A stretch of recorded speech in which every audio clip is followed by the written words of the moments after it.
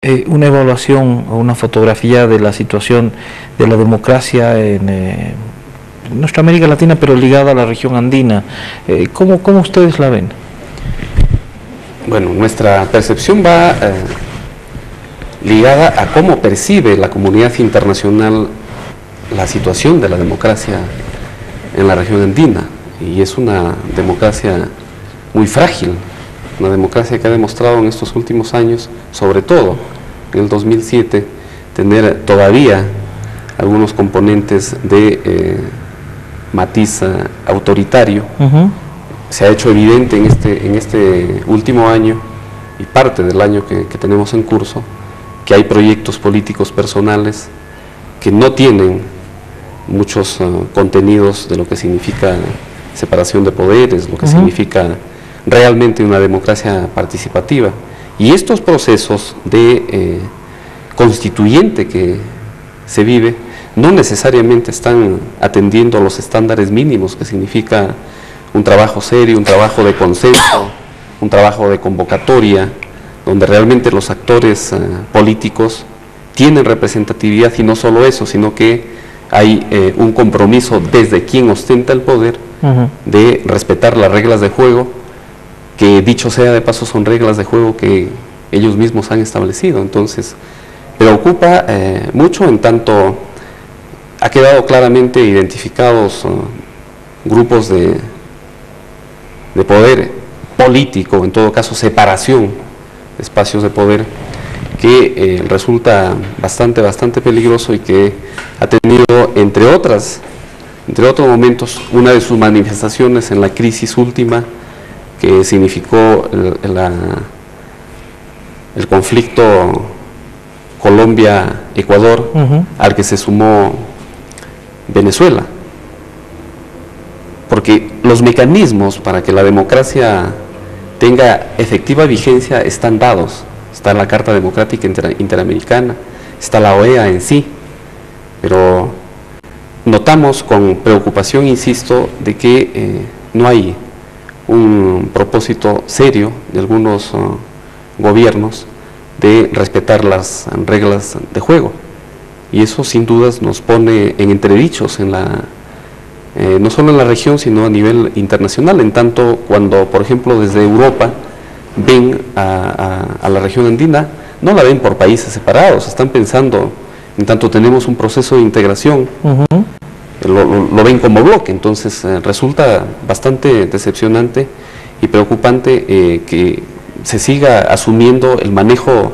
de los estados, la administración de los estados, por algunos gobiernos, haciendo prevalecer el criterio político y sobre todo de interés personal particular, y dejando de lado en más de las veces lo que significa realmente la intención de sacar adelante un país y no dejarse avasallar por muchas veces caprichos personales, ¿no? Ahora, en esta perspectiva, definitivamente, quizás lo que no se percibe es que las coyunturas gubernamentales son las más efímeras y van a pasar. Si uno deja una buena norma, puede ser utilizada a favor pues de uno mismo también un poco más adelante. En cambio, si uno presiona en una suerte de intento de totalitarismo, eso puede revertirse en la siguiente gestión contra uno mismo.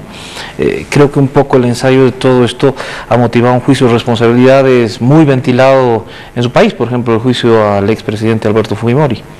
Sí, ciertamente la figura de Fujimori, más allá de las contradicciones y aquellos aspectos negativos que pueden rescatarse de su gestión, hay cuestiones que uno tiene que reconocer finalmente, y sería mezquino, más allá de que uno tiene la representatividad de una institución que vela por los derechos humanos, pero hay aspectos que sí nos parecen importantes. El manejo económico, por ejemplo, es uno de los aspectos que sí conviene tenerlo en cuenta cuando se habla de esta gestión. Sin embargo, en contraposición, pues son muchos más los aspectos negativos que se pueden mencionar, y uno de ellos es justamente, o dos, los que ahora tienen a Alberto Fujimori en el banquillo de los acusados. Los temas de corrupción, que creo que el Código Penal ha quedado chico en relación a a los hechos y atrocidades, latrocinios que cometieron en la última década, y que ha posibilitado, entre otras cosas, que sea uno de los componentes fuertes de los casos por los que está siendo juzgado en este momento. Y el otro, el principal, que realmente es el que motiva mucho y llama la atención a nivel internacional, por los casos en los que habría resultado involucrado o habría tenido injerencia directa en decisión Alberto Fujimori por violación a los derechos humanos. Y hay un caso adicional que estratégicamente la Sala Suprema de la Corte Suprema, valga la redundancia, que juzga a Fujimori, decidió juntar, y es el proceso que en este momento se sigue, que es allanamiento de morada, es secuestro de un empresario y los casos de violaciones a derechos humanos. Entonces, el proceso está en curso y este debe entenderse en la práctica, al menos nos interesa que se lea así, que es un triunfo del derecho penal internacional, es un triunfo en realidad de los derechos humanos, porque fíjese que hasta no hace mucho se entendía que era un caso en el que a lo mejor jamás se iba a tener al acusado, en aquel entonces prófugo, en el banquillo de los juzgados, de los acusados, y ahora lo tenemos en el Perú. Hay un tribunal independiente que lo juzga y eso hay que resaltarlo. Creo que la calidad personal, ética, la trayectoria profesional y académica de quienes integran la sala que juzga a Fujimori es una garantía con mucha solvencia de que va a haber un juicio justo. Y no solo eso, sino que en el tiempo que se viene desarrollando el proceso hay razones de peso para asegurar de que el debido proceso se está cumpliendo. Entonces, ese es un gran paso que ha dado la democracia en el Perú, porque no se está haciendo circo, ni tampoco se está cometiendo excesos en relación a quien está siendo juzgado por la investidura que tiene. Y más bien lo que se está haciendo es ver cómo aquellos aspectos y aquellas reglas de juego que durante la década de Fujimori jamás se respetaron, ahora sí se respetan. Entonces, estamos en esa línea y eso es realmente un propósito que, al menos a quienes estamos vinculados al derecho, a los derechos humanos, nos da relativa tranquilidad, en tanto lo que se resuelva será lo que finalmente este tribunal, este colegiado ha decidido y que estamos seguros va a hacer con aplicación estricta del derecho. Doctor, yo le agradezco por haber venido. He tocado un abanico de temas que confluyen en una palabra muy importante, institucionalidad, y la institucionalidad se la construye entre todos, entre los que somos beneficiarios de la justicia, entre los que son impartidores de la justicia, en ese control de absolutamente todas las partes. Le agradezco por haber venido aquí. Sí, si me permite, yo quisiera finalmente, porque si se trata de reconocer aquellas cosas que se hacen bien,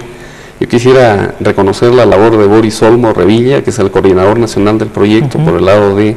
la Red Participación y Justicia, al mismo tiempo de la doctora Romina en Santa Cruz y de la doctora Luz Ángela en Cochabamba, que son las personas que están pilotando este trabajo en cada una de las localidades, y que ojalá, sinceramente, es una necesidad de que este trabajo cale en el colectivo, que la ciudadanía entienda que hay formas de transformar realidades sociales en crisis, y una de ellas es justamente pregonando y haciendo acciones concretas donde varios actores deciden hacerlo en términos de responsabilidad, corresponsabilidad, desarrollo de autocrítica y sobre todo mucho optimismo, y pensando que hay necesidad de fortalecer las instituciones y no pensar que esa es tarea exclusiva del Estado. Es una tarea que nos compete a todos y en el que deberíamos tener a lo mejor mucho más interés, inclusive desde el lado de ustedes. Por eso le agradezco y felicito por el espacio que nos da la posibilidad de hacer conocer un aporte más de la Comisión Andina de Juristas en esta tarea por los derechos humanos y la institucionalidad en la región andina. Muchas gracias, doctor. Nosotros vamos a una muy breve pausa, regresamos en segundos.